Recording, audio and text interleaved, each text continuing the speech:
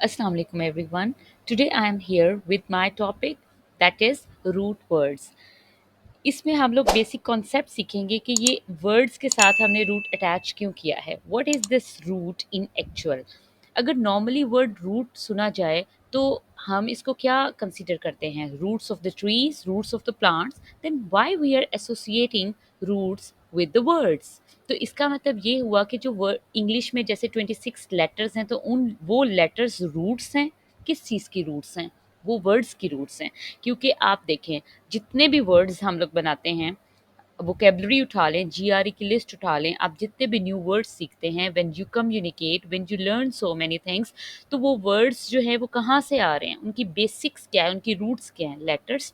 और कितने लेटर्स उनकी रूट्स हैं? 26. तो वो 26 लेटर्स जो हैं वो वर्ड्स की रूट्स हैं, क्योंकि वही आपस में जो है इंटरचेंज होके डिफरेंट लेटर्स के साथ मिलके कोई भी पर्टिकुलर वर्ड बनाते हैं.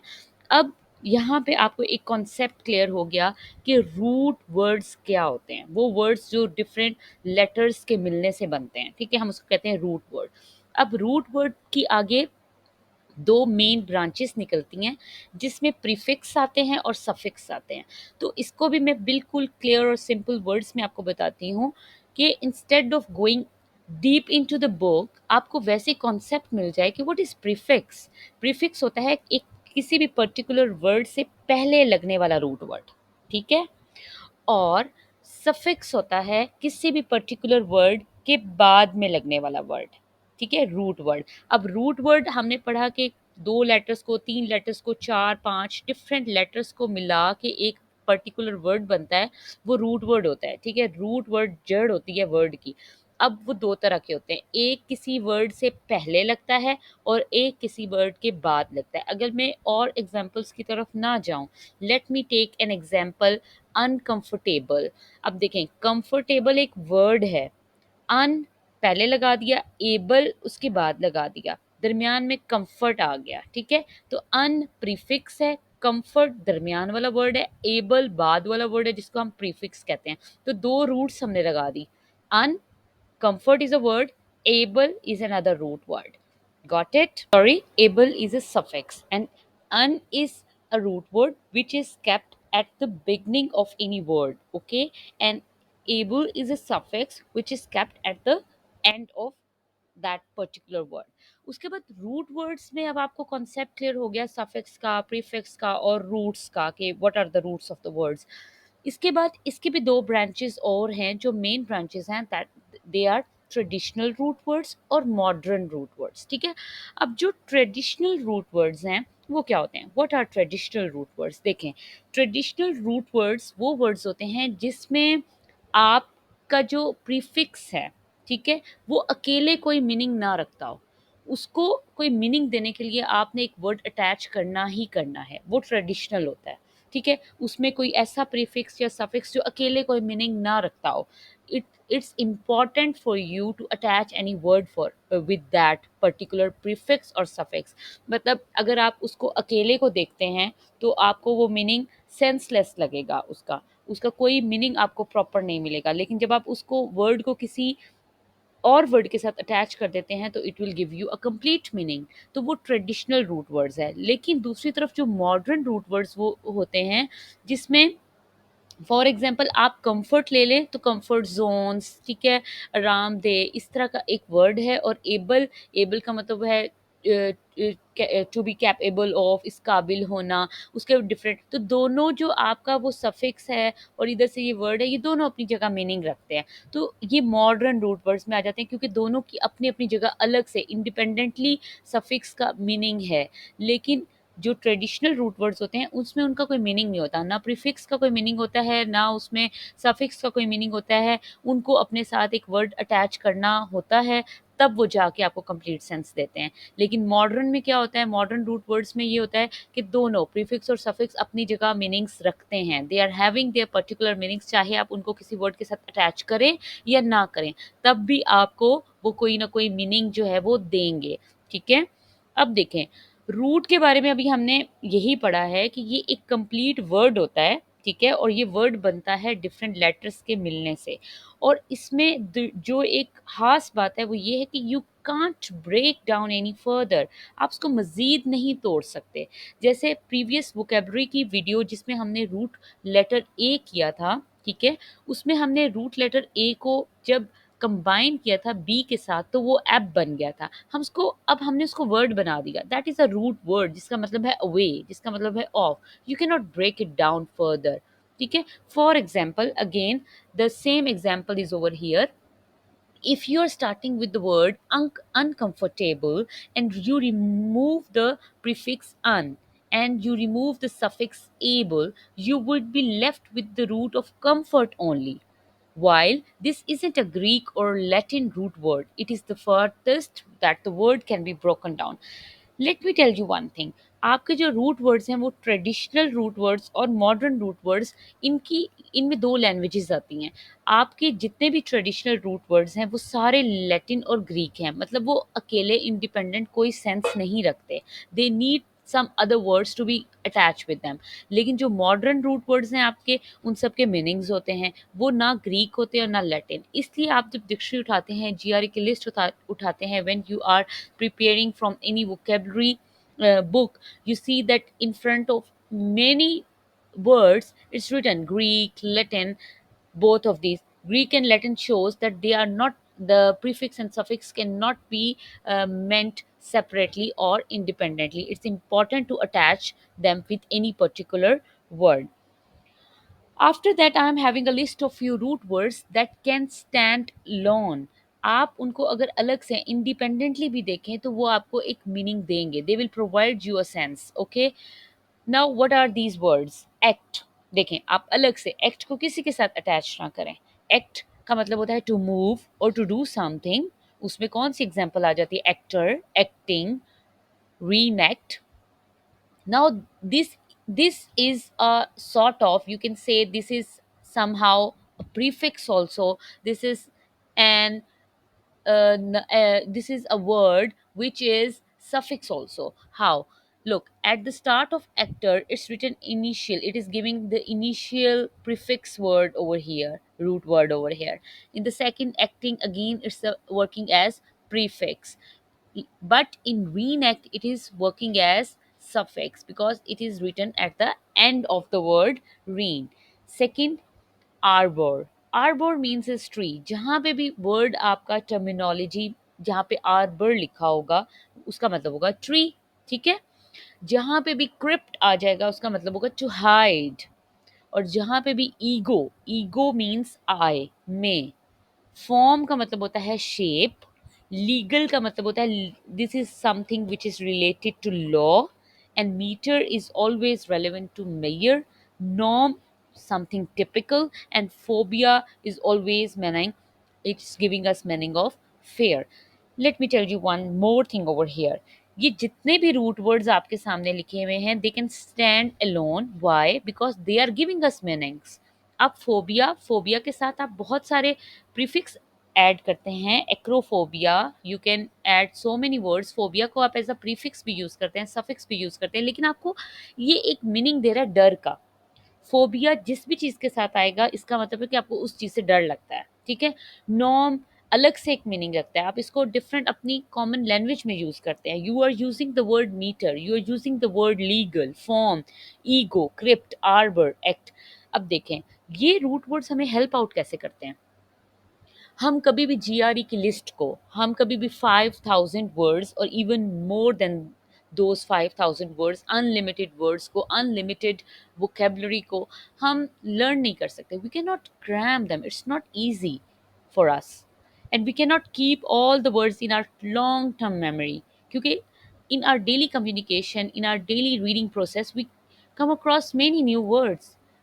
How you can guarantee yourself, your soul, that you can learn all the words? It's not possible. Then what's the tip, or what's the secret behind understanding different words? To extract out the meaning from the root words. आपको अगर root से कहीं ना कहीं से idea हो भी जाता है ना, तो आपको उसके मीनिंग की आप सेंस क्रिएट कर लेंगे। फॉर एग्जाम्पल एक्ट का कहीं पे भी कुछ लिखा हुआ है तो आपको पता चल जाएगा कि this is somehow relevant to verb, कोई एक्शन वर्ड की तरह का ये वर्ड है जिसमें कोई एक्शन परफॉर्म हो रहा है, something that is moving, okay, कुछ इस तरह की सेंस क्रिएट हो रही है। कहीं पे भी आर्बर वर्ड आ जाता है तो आप उसको ट्री से रिलेट कर लें। ट्री से रिलेट अगर आपको ऑप्शंस दिए हुए हैं जिसमें हर्ब्स आ रहे हैं, जिसमें श्रब्स आ रहे हैं, जिसमें कुछ इस तरह के क्लाइंबर्स, जिसमें ट्री से रेलिवेंट, प्लांट से रेलिवेंट बात की गई है, you can choose that option and you can at least you can sense the meaning of the given word. Okay, इसी तरह से क्रिप्ट आ जाता है तो cryptocurrency and so on. Ego, ego means I, ठीक है। फॉर्म, शेप से रेलिवेंट है इसका। लीगल, हमेशा something which is relevant to law, which is giving us meaning in the scenario of laws. And then meter, measurement, norm, typical, and phobia always give us meaning of fear, डर, ठीक है। तो इन तमाम word से आप जो हैं वो दूसरे दिए हुए जो आपकी न्यू आपकी वोकेबलरी होगी उसको आप रिलेट कर सकते हैं। This was the list of few root words which have their individual meanings. I hope so you got this. Now we are moving towards another root letter B. And this B will be combining with different letters to make give us another root word. Okay.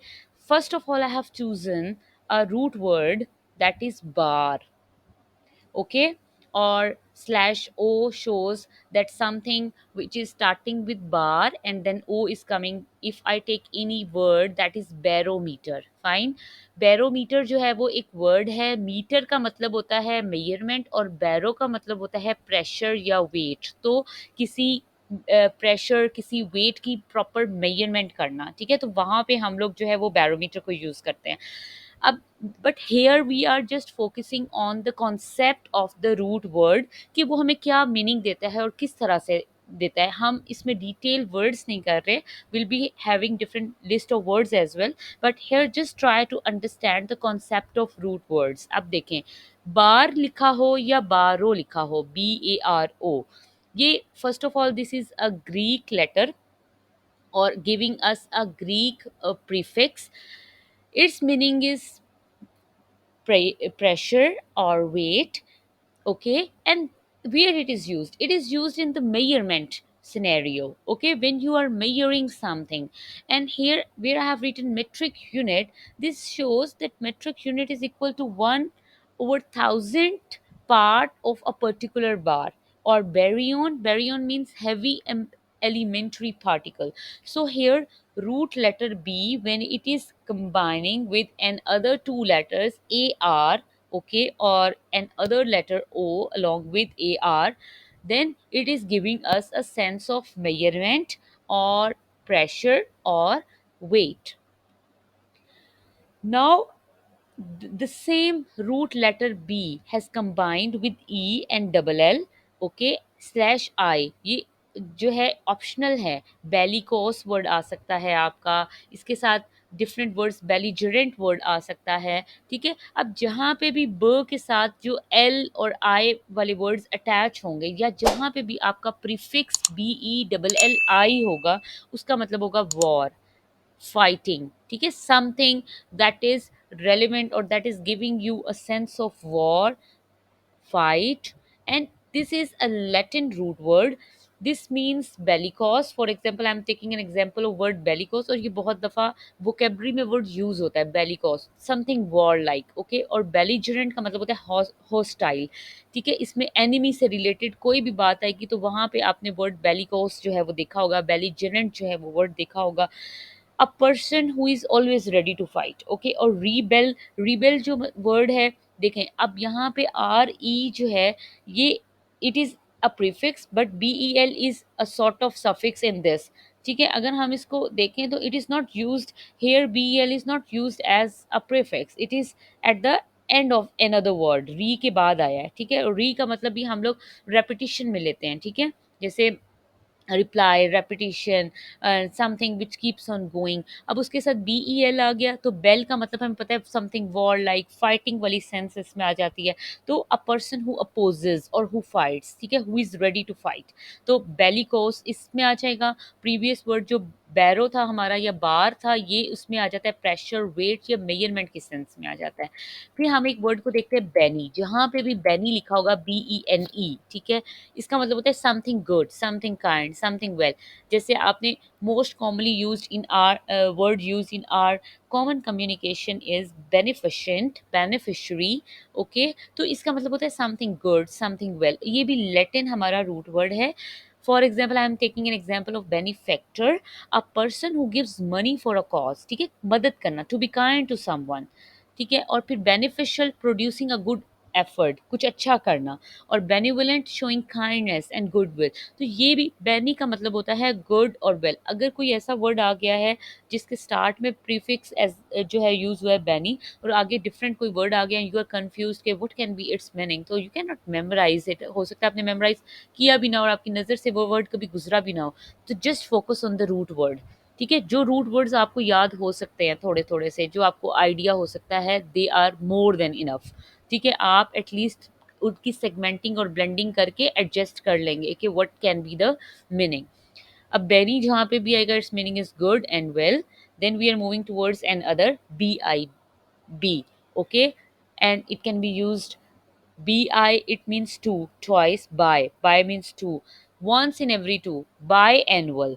Okay, BI is known as, or we, it is pronounced as by, we call it once in every two or twice, ये तीन meanings इसके आते हैं। biannual, happening twice a year, binocular, optical device with two lenses, and bilateral, involving two sides. And other root word is BIBLI, bibli, and when we add O with it, biblio. And this is a common word which is normally written at the end of every book, bibliography.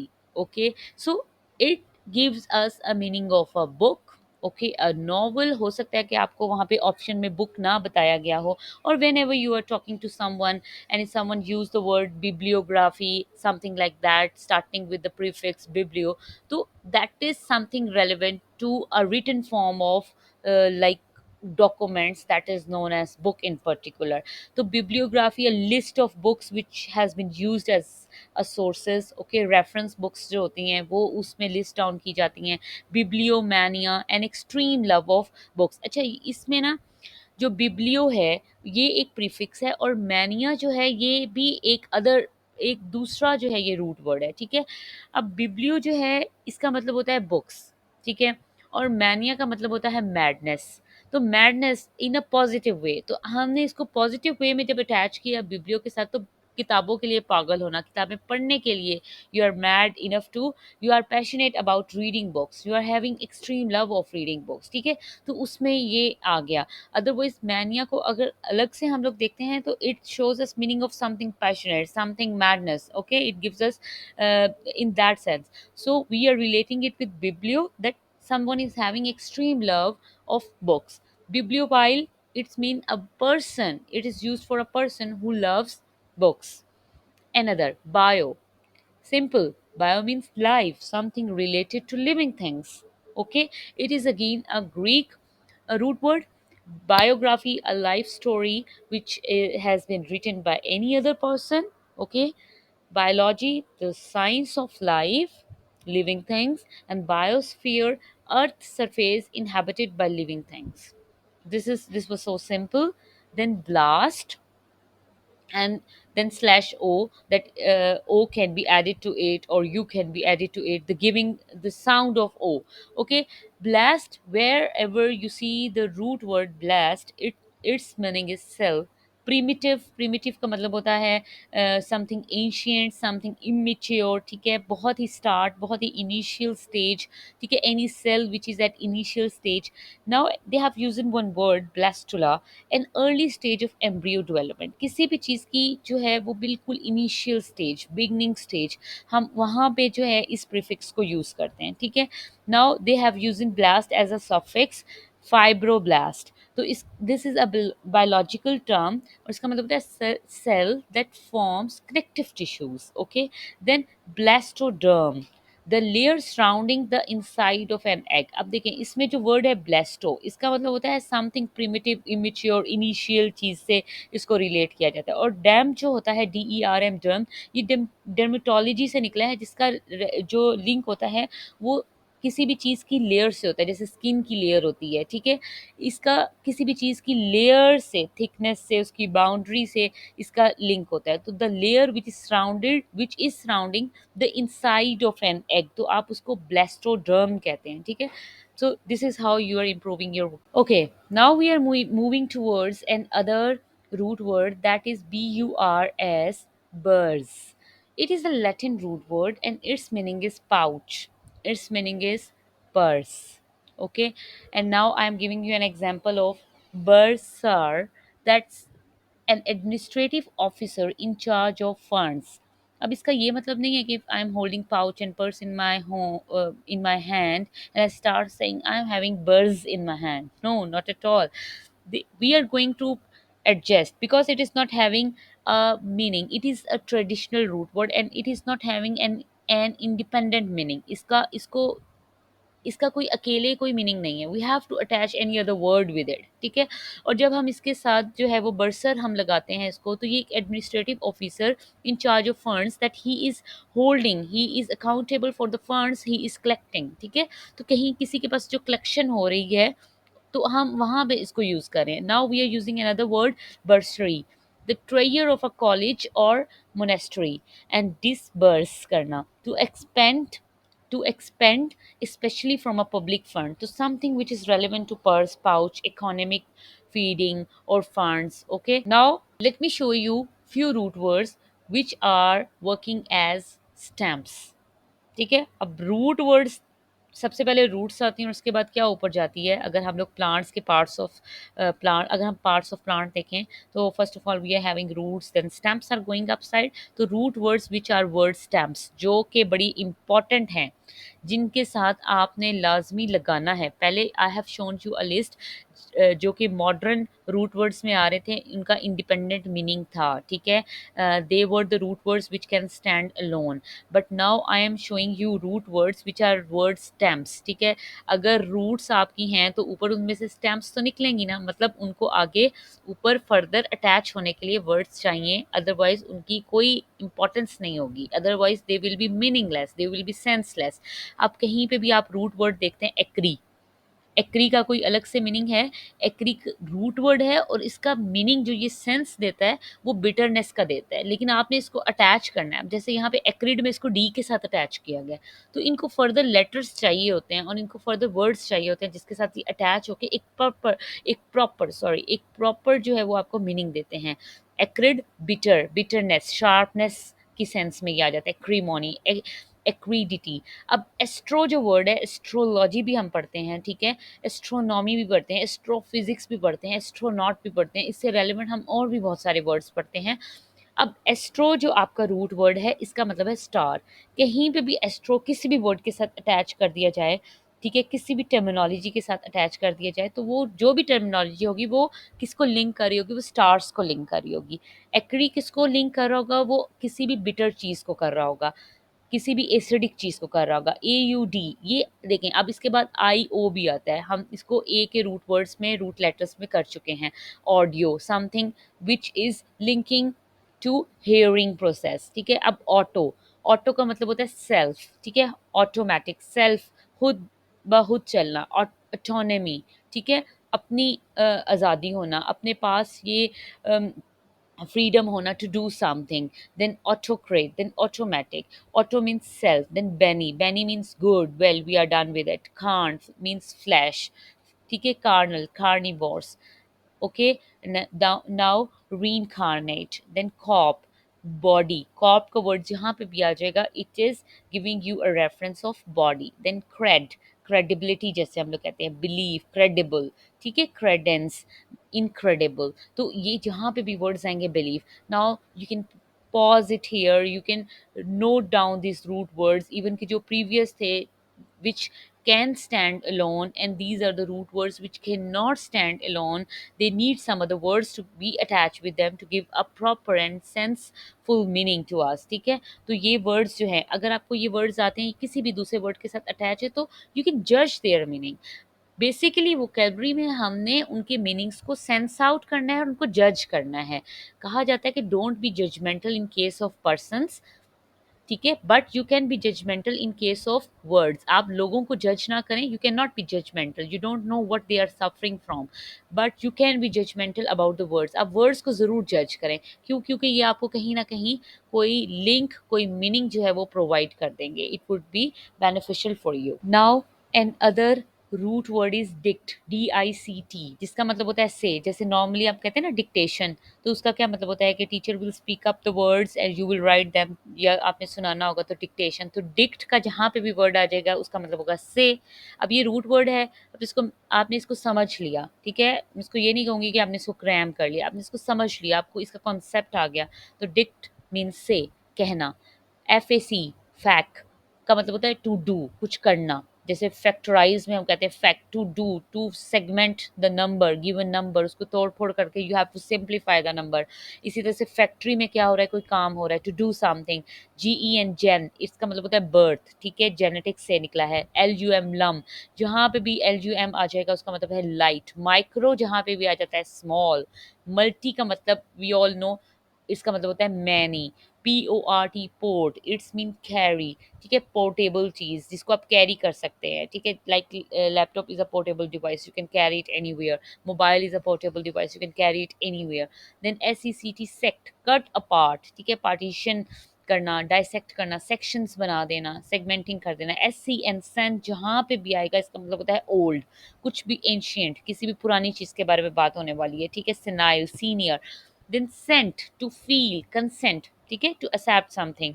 Sensation, sensing की sense, ये क्योंकि देखें, Saint ये भेजने वाला sent नहीं है, this is not that sent कि आप कुछ भेज रहे हो, ठीक है, this that is like second form of sent. लेकिन यहाँ पे जो सेंट हम कर रहे हैं, हम तो रूट वर्ड पढ़ रहे हैं ना, तो रूट वर्ड अपनी सेंस रखता है, अपनी अपना एक मीनिंग रखता है। और ये वो रूट वर्ड्स हम कर रहे हैं which cannot like stand alone, they need some other words to like get attach with them, और फिर ये हमें कोई मीनिंग देंगे, ठीक है। अब उसके बाद टैली, टैली का मतलब होता है फॉर, कुछ डिस्टेंस पे। और वोर, VOR, तो इसका मतलब होता है टू ईट, हर्बी वोर जैसे आ जाता है। ओमनी वोर, वोरैकियस। आपने जितने भी ये वर्ड्स किए हैं, डिक्ट से लेके, वोर से लेके, और जो प्रीवियस हमने वर्ड्स किए हैं, इनके साथ दूसरे वर्ड्स अटैच होते हैं, तब हमारे पास एक एक्यूरेट और एग्जैक्ट जो है वो मीनिंग क्रिएट होता है। उसके बाद I would just want to share one more thing, that whenever we are talking to our friends, or when we are reading a book, when we are reading any newspaper, हम कोई magazine पढ़ रहे हैं, हम किसी से communicate कर रहे हैं, हम कुछ सुन रहे हैं, तो न्यू वोकेबलरी जो है वो हमारे सामने आती है। अब आपने क्या करना है, आप ये कर सकते हो कि आप जब भी कोई वर्ड सुने, या आप जब लिख रहे हैं, ठीक है, तो आप अपने माइंड में उसकी सेगमेंटिंग कर दें कि क्या इसमें रूट वर्ड्स हैं। अच्छा, रूट वर्ड्स को और डिवाइड कर दें कि क्या इसमें प्रीफिक्स है या इसमें सफिक्स है। प्रीफिक्स जो वर्ड के पहले लगेगा, सफिक्स जो वर्ड के बाद में लगेगा। अच्छा, फिर आप उसको थोड़ा सा और ब्रेक डाउन कर दें कि अच्छा, इसमें ट्रेडिशनल रूट वर्ड कौन सा है जिसका कोई इंडिपेंडेंट मीनिंग नहीं है, जिसको लाजमी उसके साथ कोई वर्ड अटैच होगा तो वो मीनिंग देगा, ऐसे वो अकेला रूट वर्ड यूजलेस है। और मॉडर्न कौन सा रूट वर्ड है जो कि अकेले भी जिसका मतलब होता है, ठीक है। जैसे हमने पीछे आर्बर किया, जिसका मतलब होता है ट्री, ठीक है। अब आपने ये खुद से एक्टिविटी भी करनी है और उसको अपनी डेली प्रैक्टिस पे भी लेके आना है। This is how you are going to build up your vocabulary, and this is how you are going to like be efficient enough to deal with the vocabulary. Okay, now I am having some more examples कि जहाँ पे भी एम्बुल लिखा लिखा होता है, हम तो एम्बुलेंस पढ़ते हैं ना, लेकिन एम्बुल या कोई भी इससे रेलेवेंट वर्ड, उसका मतलब होता है टू मूव, चलना, ठीक है, टू वॉक। कार्डियो का मतलब कहीं पे भी लिखा होगा हार्ट। अब देखिए, आपने कहीं पे कार्डियोलॉजी लिखा देखा है, तो the study of hearts, logy का मतलब होता है स्टडी और कार्डियो का मतलब होता है हार्ट, ठीक है। लेकिन आपने वहीं पे उसको ब्रेक डाउन कर लिया। ओके, कार्डियो, आप सोचेंगे I have learn somewhere that cardio का मतलब होता है हार्ट, इसका मतलब कुछ भी समथिंग रेलिवेंट टू हार्ट। तो इस तरह से आप कहीं भी डेली अपने यूज़ में जब भी वर्ड्स सुने तो try to segment them, try to break them down, और कोशिश करें। कुछ आपको रूट वर्ड्स आ जाएंगे, कुछ नहीं आएंगे, but practice makes the man perfect. But the important thing is that you have to do practice, ठीक है, दिस मैटर्स। उसके बाद सी डी ई आ जाता है, सीड, टू गो और यील्ड आ जाता है इसमें। काउंटर का मतलब होता है अगेंस्ट और ऑपोजिट, ठीक है। डेम का मतलब हो जाता है लोग, जैसे हम लोग डेमोक्रेसी वर्ड्स यूज करते हैं तो ये वो वाला डेम है। Again I am telling you कि जितने भी वर्ड्स हैं इनके साथ कोई और वर्ड अटैच होगा तो आपके पास मीनिंगफुल मीनिंग आएगा, ठीक है, मीनिंगफुल सेंस क्रिएट होगी। डर्म का मतलब स्किन होता है। इक्वे इक्वे इक्वलिटी की सेंस में आ जाता है, something relevant to equal, meaning the giving the meaning of equality or equal something. Then hypno means sleep, hypnosis, hypnotic, ठीक है। फिर इंट्रा, विद इन और इनटू। और जेक्ट का मतलब होता है to throw. Magni, magni means जैसे मैग्निफिशेंट एक वर्ड होता है, something big, something great. Mal, mal, M A L, it's meaning is bad. Omni,